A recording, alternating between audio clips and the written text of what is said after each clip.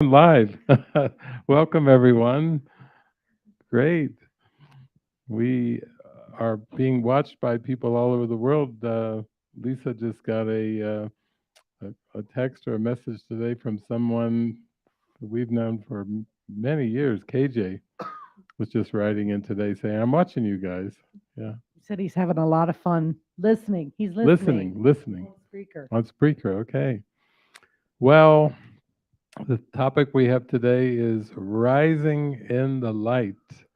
And right before we came down here, I just got a message because that series that portrays Jesus and the apostles called The Chosen. Most of you are aware of The Chosen.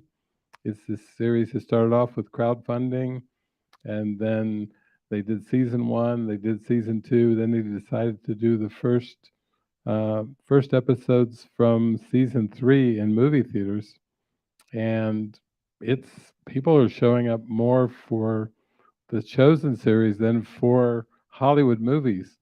It's just been out for some days, and I think they have a $10 million box office already. It's just been out for maybe some days or a week or so.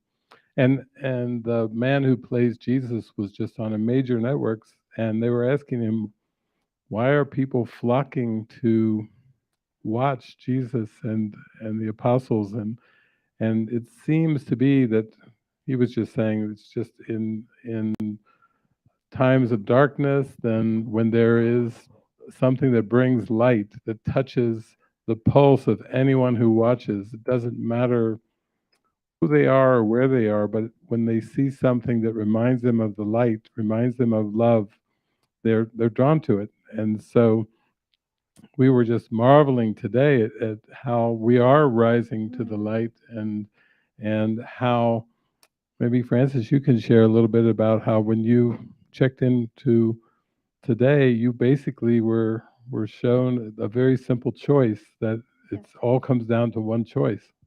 Yeah, this morning I keep having this phrase in my mind after I woke up, and it was Jesus over has overcome the world, and he has overcome it by forgiving it. So forgiveness is this one thing that he came here to demonstrate how to overcome the world, forgiveness. So I had that in mind, and I just open the course, and then what I read was this very striking question. It was, do you choose to join crucifixion, or do you choose to join the resurrection? That's a question he posed directly to us today. Which one do you choose to join? And then the next question is, do you choose to stay in imprisonment, or do you choose to ascend to your Father, like rising to the Father? And he said these two are the same question. And the answer is the same. And he said, choose to believe in crucifixion because choose to believe, choose to believe, choose, and he said, choose to believe in resurrection because the resurrection has been accomplished, and has been accomplished in you. And that was so striking for me when I read it. And I was like, the resurrection has not been accomplished out there 2,000 years ago on the cross. It has been accomplished in me, which means I am carrying every day with this choice. The resurrection lives in me. Do I choose to live out of the resurrection, or consistently choose to live out of this crucifixion mentality, as if I'm crucified all day long, everybody else is crucified? This is this is the choice. And I feel just when I read that the resurrection has been accomplished in you, it was such a such a feeling rising up in me to know that yes, the resurrection is right here, right now, if I choose to access it and choose to live it. There's no excuse. What excuse do I have anymore to say I have to wait? I have to wait to forgive it. I have to wait. I have to exercise my willpower, or what excuse do I have if it is already living in me?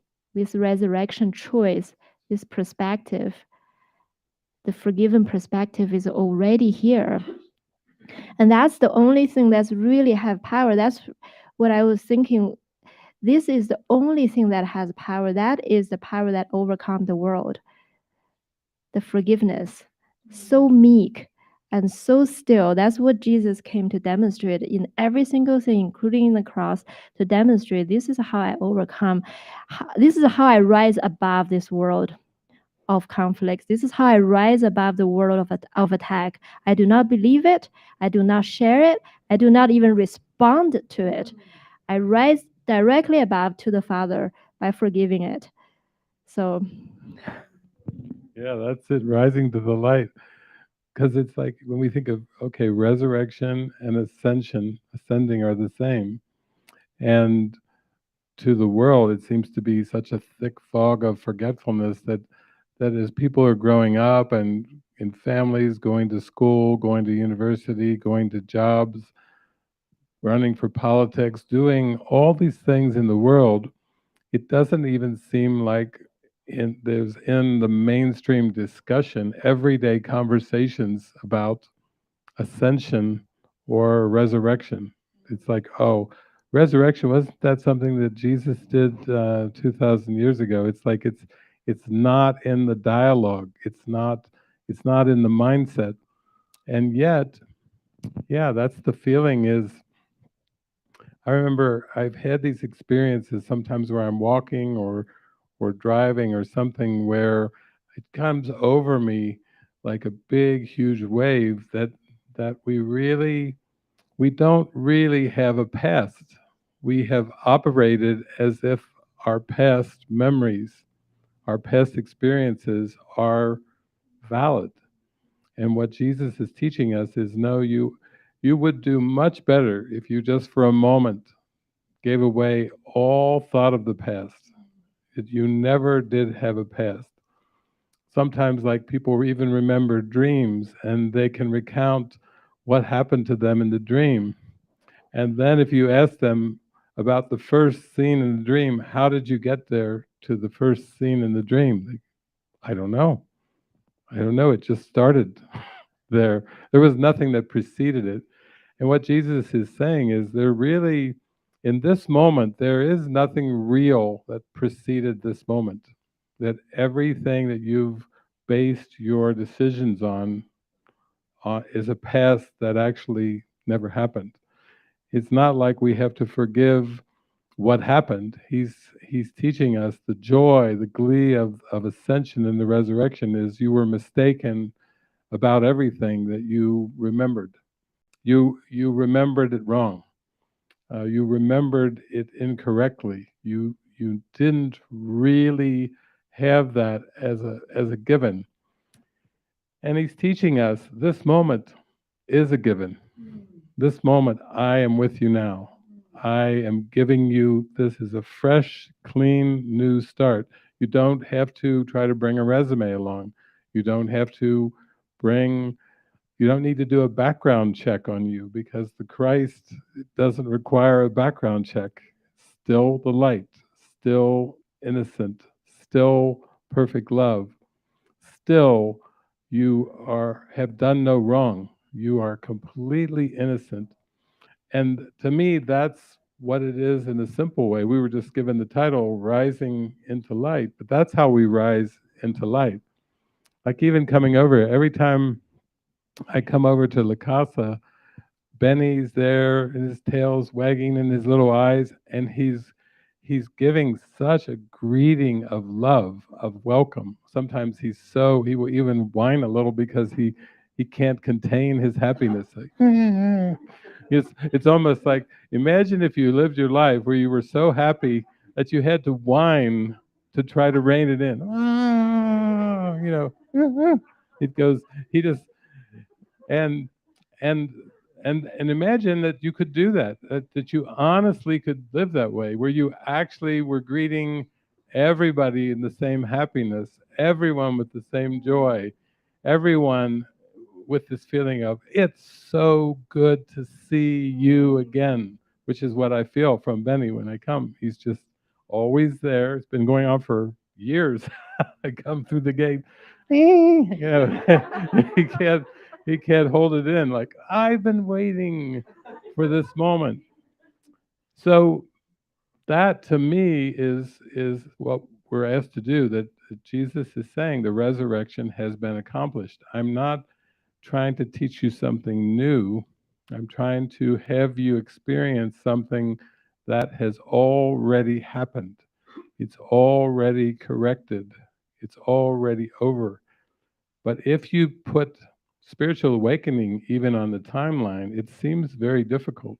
But what mistakes I made in the past or what I will need to face in the future, you even had, like you were telling me, a visitation by Jesus in light, and you were wondering, you as he came behind you to kind of hold you in light, you were wondering, why are you here, Jesus? And he said, I'm here to comfort you because the second half of this year you will go through some things and you will need that comfort. But again, it was still that present reminder, like, I'm here for you. I'm here with you. No matter what you seem to go through in form, I am here with you. And that's the joy. To me, that's the great joy. That's why we do this. And I can see why people are tuning in now for season 3 of The Chosen, because yes, we get to see Jesus, but more than just seeing Jesus, we get to see Jesus's interactions with the people when he's doing his public teachings. We get to see his interactions with those who don't like him. Uh, Pretty much most every episode, we do see there's people, the scribes, the Pharisees. What's he doing? They're just suspicious. And so we get to see how he handles that. Even the apostles will say, we have to go avoid this town now because, it feels like there's trouble brewing. And he just smiles and laughs with them and talks with them. And he says, we're going to that town. He's like going right against the advice of fear because he is shining and living as if there's nothing to be afraid of. Like workbook lesson number 48. There is nothing to fear. That's the whole lesson. There is nothing to fear. But to live like that without a fear of future consequences, to live without worries and concerns of how will this get handled, and to live, I guess you could say too, when you live in the present moment, you don't really have ambitions, but you're not bored. You're not tired. You're not bored. You're not frustrated. Do you have future goals? No. Do you want future goals? No. There is, it's like a contentment of being in the present moment, like fully use me. Let me fully be lifted up. Let me be ascending, resurrecting. Isn't that in Romans? By the constant renewing of your mind. So the Bible is pointing us to that's where the resurrection is. That's where the joy, the light is. It's in the mind. It's not in the body. So the constant renewing of the mind is this present moment, renewing itself continually, like a fountain that's just bubbling up, not just water, but light. It's a fountain of light that is constantly ever renewing. And all we have to do is turn toward it and decide for it. Decide for ascension. Decide for resurrection. What are your career goals? Ascension. What what are your future goals? Resurrection. You can be like a broken record and just say that all the time. Resurrection. Benny's doing that, but he doesn't have the English or the Spanish words for that. What are the Spanish words for resurrection? And what about ascension? Ascension. Ooh, yeah. You're enticing her to learn Spanish, something she swore she would never do. Ascensión. Her one word. Ascensión. Te amo. No, we'll just stick with Ascensión. Amo. No. Yeah, just be yourself. No language constraints. Yeah, yeah. So what a joy. What a joy. Yeah, because with that Jesus movie, I just keep hearing this over and over again. I felt like when we watched that Jesus movie, every time that I actually get emotional because it was an experience. Every time I heard Jesus say "rise," it was like words twice removed. Like he was in such a conviction, and I thought, that is all he said was "rise," and in such clarity and precision, and also seeing that the ones that he was healing was they had to believe it. I was thinking this morning, I was reading in the Bible, he said to this daughter that was healed, it wasn't me that healed, it was your faith alone that is healing you to rise, and joining in that truth, like accepting the truth, accepting the decision, accepting, our inheritance really, which is in this moment. And then I told you the rise thing. I just told Francis yesterday, I'd written it down on a piece of paper. I thought, oh, I love this word rise, and I could just feel like rise, and it's a living experience, like it's the message that's alive right now. But and when I had it written down, I thought, okay, rise, receive instant spiritual experience, receive instant spiritual experience, and then just this truly the spark, the twinkling of an eye. In an instant, we get to open our minds to receive this blessing, to be wrong about everything, and to receive this, complete transcendence of anything, just this living rise. It's a rise, not just, once and done, but I'm going to rise. Like I get to choose to be alive. I get to choose, to receive this ascension or whatever it is.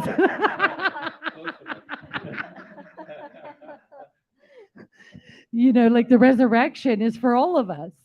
I like the word receive so much. Even Jesus says, like, ego analyzes, the spirit receives. It shows like this is effortless. It should be effortless. To join with the Christ vision should be effortless. It shouldn't be working and striving because it's natural to us. So really what it takes is to not holding on to what brings us fear, and just to say, okay, I'm here to receive the instant. This moment, it has to be done. This moment is already there, so let me receive your gifts to me. Let me claim your gifts to me. Let me receive it now. And I have no attraction to anything else. I think it's starting to just dawn that this moment is more than realistic for us, but it just starts to dawn that it's really our only option. We don't really have an option to go back. There is nothing to go back to.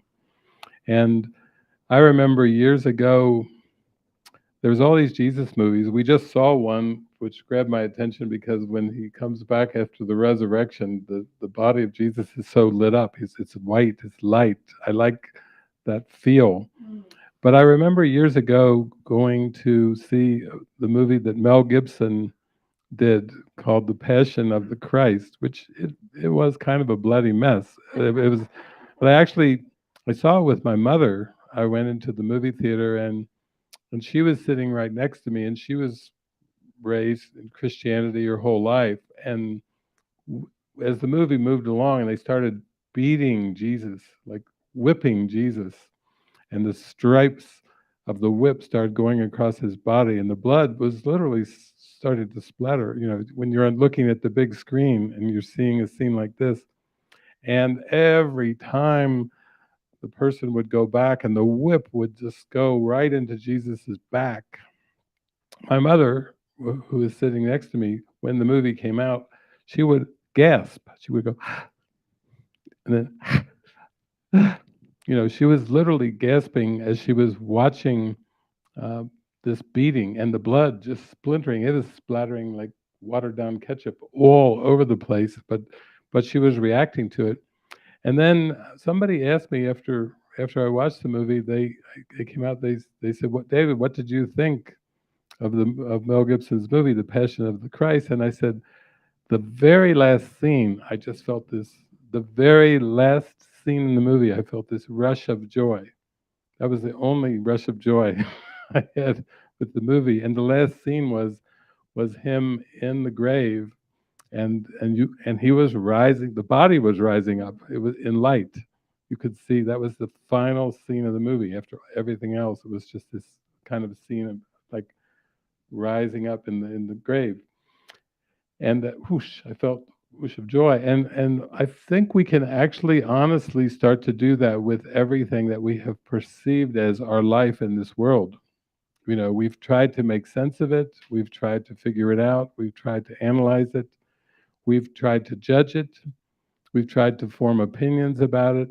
And really what Jesus is saying is you don't really need to do any of that.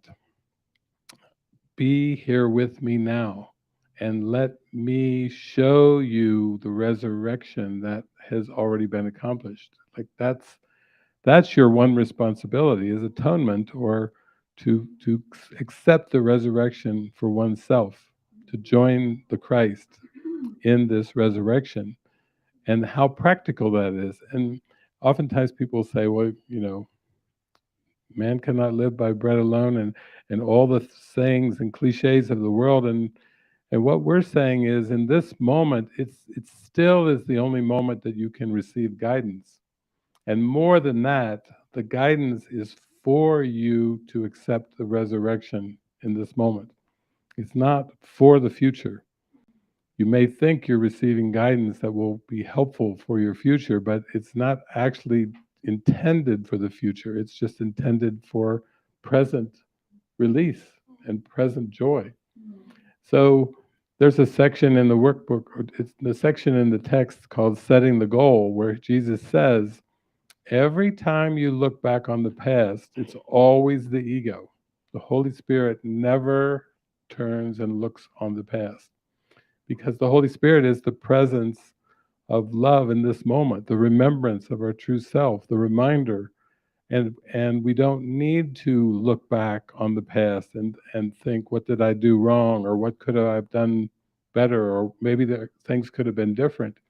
It's just like that is a waste of our mind's energy, just to come back to the moment and say, I'm with you here, Jesus. I'm with you, Holy Spirit.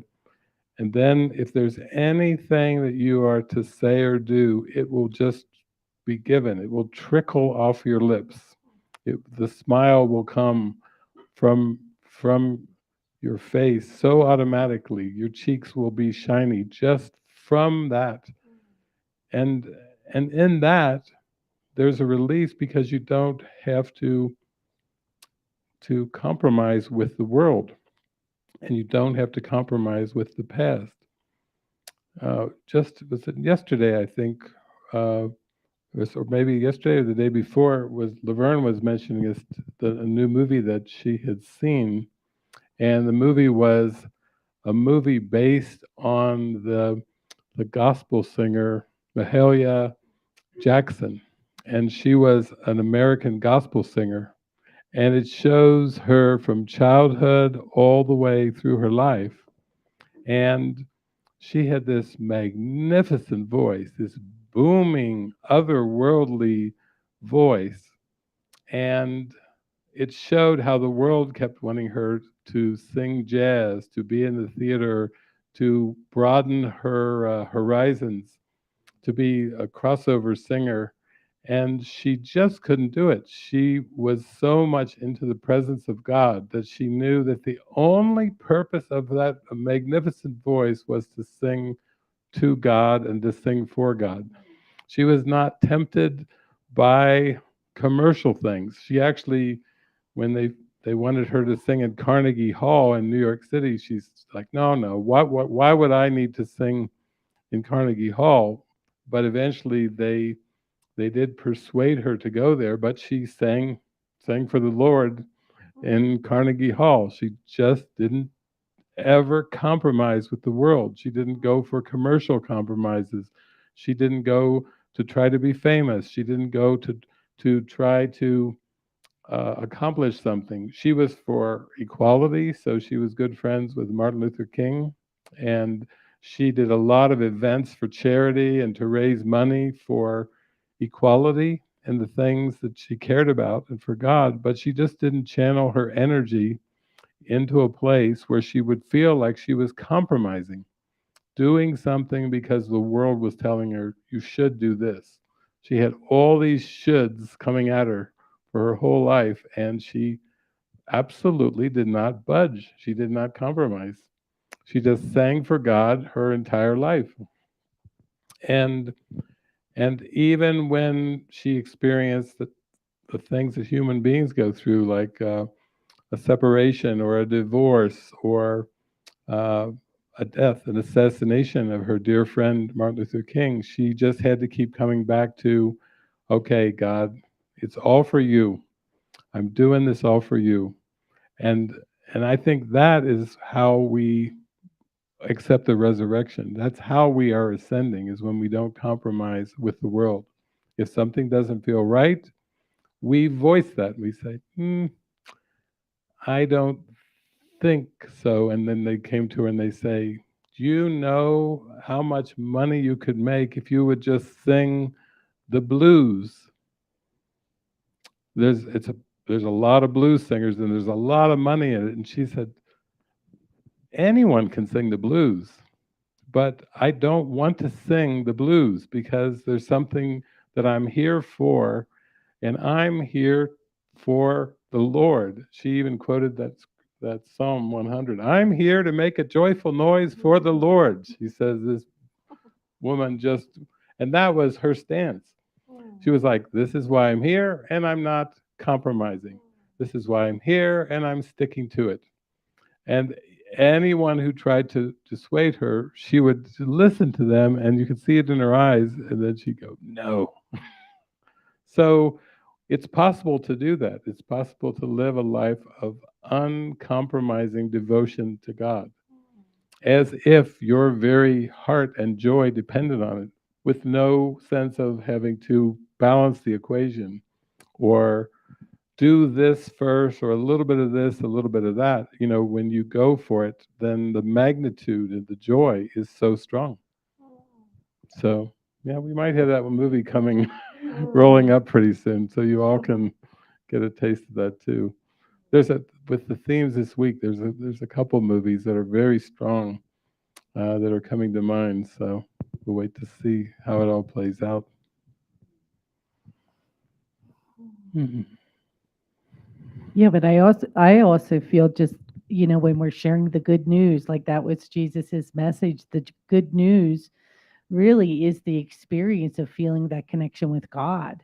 Like we don't have to compromise that, like this experience of just, I don't know, just love and joy and peace. It's like it's all given to myself. And that's, it just can, I know for myself, that's what I experience. That's why I'm doing it. I'm not doing it for any other reason, not because it's good or bad, because I love the experience of what it feels like just to be this, you know, conduit for this love and joy and yeah, just this love affair with God in that. Yeah, I think, isn't it interesting too, like with the baptism, that different churches and denominations have different times. Sometimes you have to be baptized by a certain year, by by a certain time in your time with the church. But it was just dawning on me that that I remember, oh, yeah, I did get baptized when I was a baby. They held me, my mother held me in front of the congregation. They came in, and not that I remember the experience, but I remember there was a sprinkling of water. It wasn't like the baptism in the movie where you throw the baby, you you know, uh, that's for the older ones. But they got me so early. They they got me sprinkled as a newborn baby. Like, let's get David real quick here, you know. It's almost like it was scripted. And then my parents' names were, or my sister's name was her first and middle name were the parents of Jesus, Mary and Joseph, Mary Jo. And then John, who was the harbinger who came right before Jesus, saying, "This is the one." That was my father's name, John. And Evelyn, Eve was the first woman in the Bible. And it's like it's all scripted. Like, wow, how did that all happen? And then they're throwing water on my head before I have a chance to say, "You are baptized in the name of the Father, the Son, the Holy Ghost." Ah, it's like good. Yes, yes, we know there will be resistance to this, but this is destined. Your life is destined. Just get a towel, okay? You know. So that's it. That's what we're doing. I feel like I've had no choice. Like it's all scripted. It's, it's like we're just stepping in. Your last name meant star. You think Lisa's a star? Her last name in German, wasn't it? It was Lisa Stern. Stern, which is Lisa the Stern. star. Is that Mhm. in German? When also I got this card one time and it says the name of Lisa, what it means. Oh, you ain't even gonna. It means consecrated to God. Star consecrated Consecrated to to God. God. Ooh. It is beautiful. It's like there's no option, which is a good thing. Thank God. I know. Because I was also that movie about Mahalia. The what is about the singer that singer Oh, Mahalia Mahalia? Jackson. Yeah, I haven't seen it, but I heard about a scene where because she was so devoted to God, so much so that when she sings, there was a scene that a girl got healed in the audience, and she said, "Oh, I didn't do anything. It's not me. It's God." But it's like that's what Jesus does. It's not like anything happens out of a conscious or effort. It's so involuntary, and this involuntary is like a flow from God when we line up our view with God. It's just when our mind and is completely anchored in God. That's the only thing there is, and and yet the ego tells us, we have power if we're angry, we have power if we attack. This is a wake up call. The power lies in in one with God, in when we actually really put our mind into, I'm here to do my Father's will and nothing else. And I'm here to forgive the world. And I'm here to basically fulfill my function as the light of the world. That's really become the only choice there is. There's no other power. There is no other function. There's no other thing going on for our life and this world.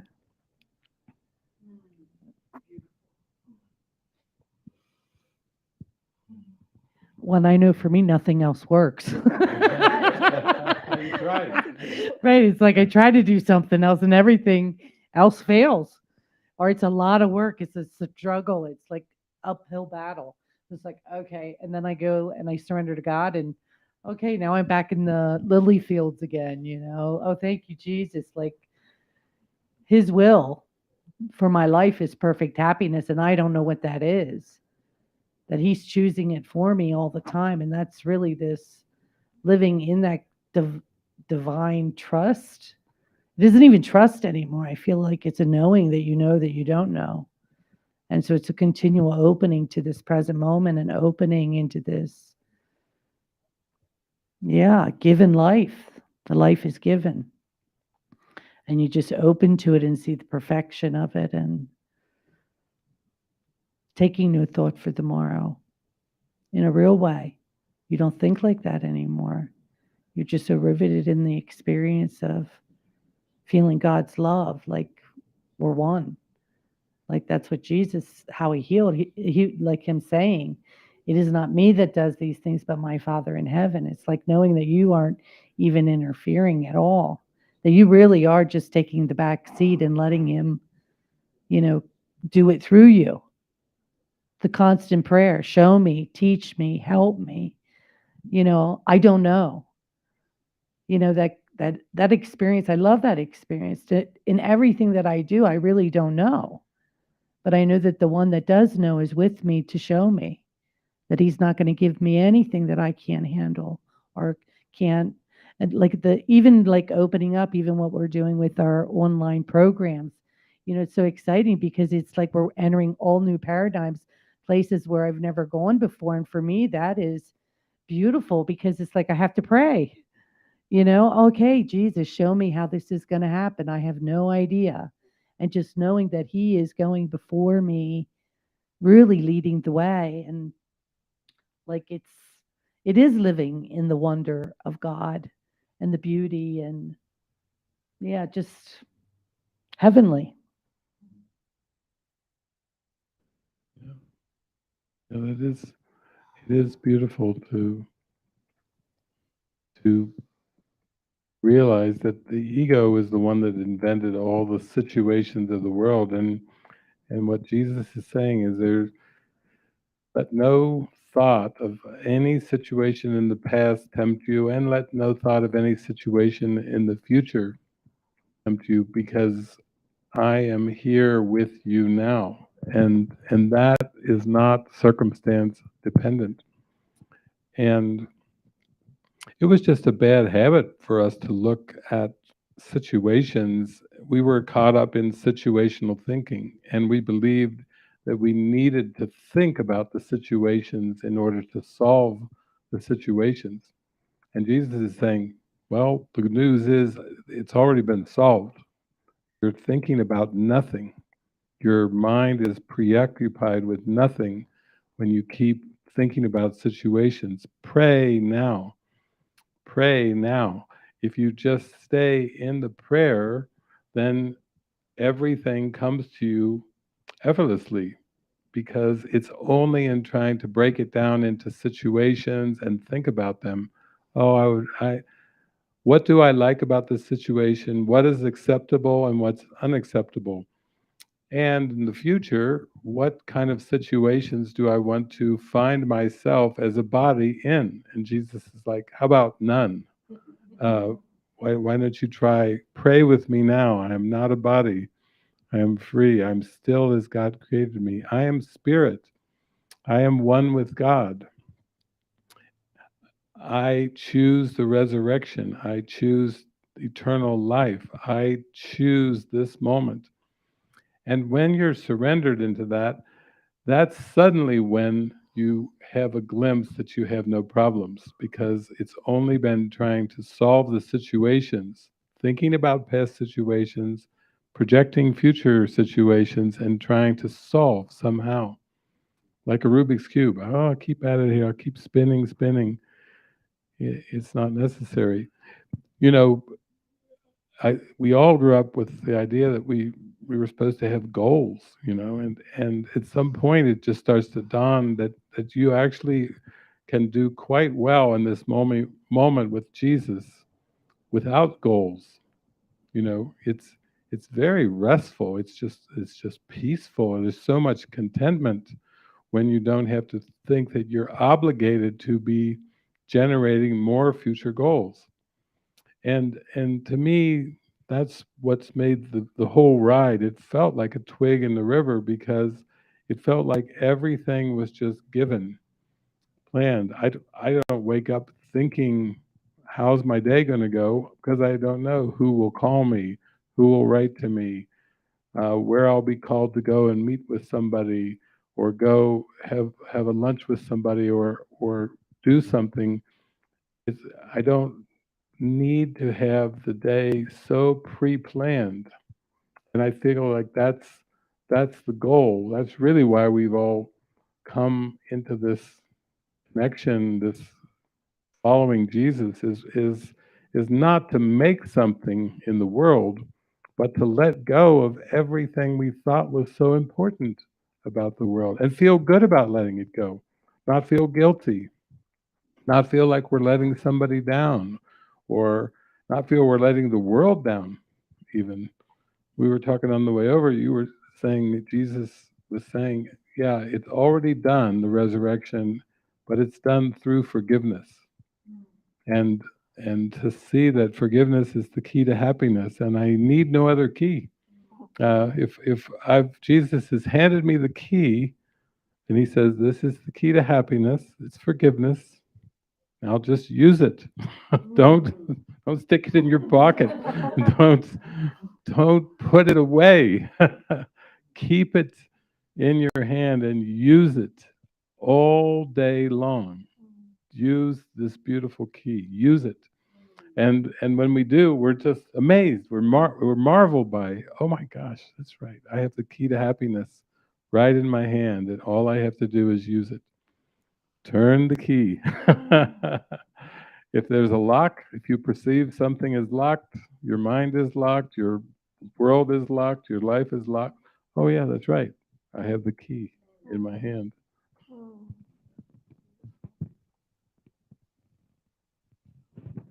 Well, that was our presentation of rising into the light, and we're down here at La Casa de Milagros. We're just getting warmed up, but we have some more things to talk about. But it's here with the community. Right, but it's nice to even let people know because, like, we're doing your Francis is going to do a show tonight. Uh, Worship service. a worship service. 7 p.m. Central Is Time. it here?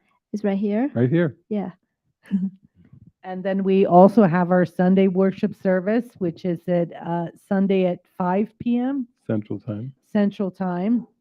So we invite you all to join us, and yeah, let's open up to the mystery of God and see what happens next, really.